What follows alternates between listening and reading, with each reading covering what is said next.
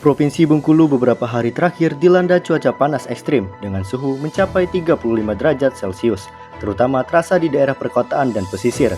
BMKG Provinsi Bengkulu menyebutkan fenomena ini dipengaruhi oleh angin monsun dan posisi matahari di sekitar Khatulistiwa.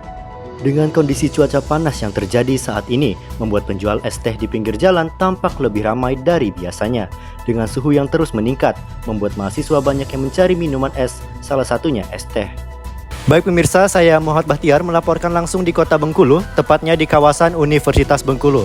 Kita akan mewawancari dua narasumber kita pada hari ini dan bagaimana tanggapan mereka terkait cuaca panas yang sedang terjadi di kawasan kota Bengkulu ini.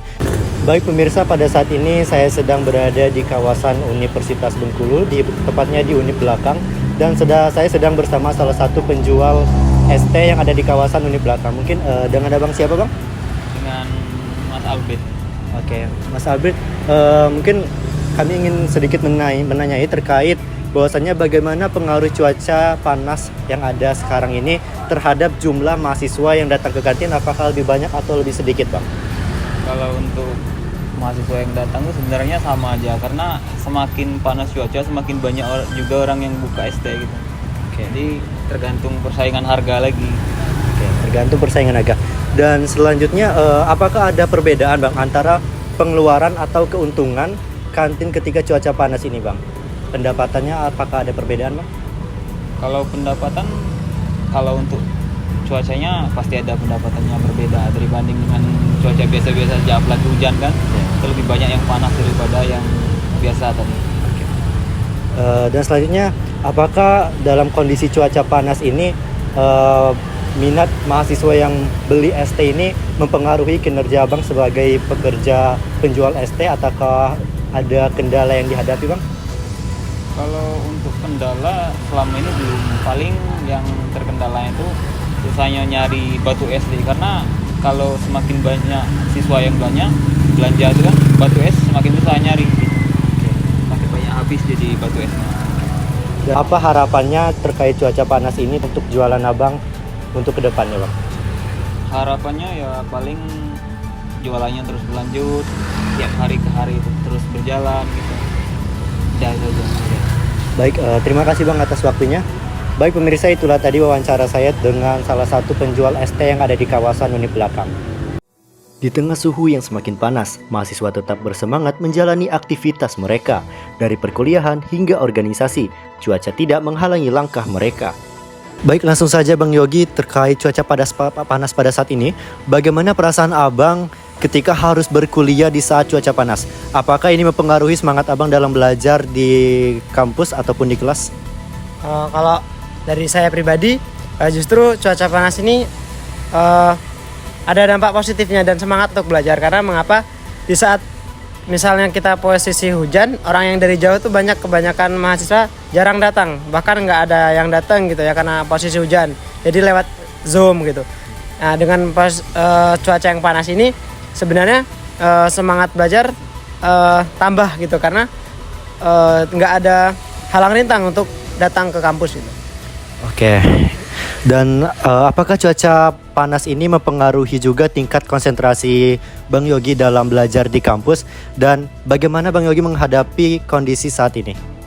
Untuk cuaca panas ini sebenarnya mengganggu ya kinerja dalam proses belajar. Karena jika kita berangkat dari kampus itu harus memakai baju yang panjang gitu.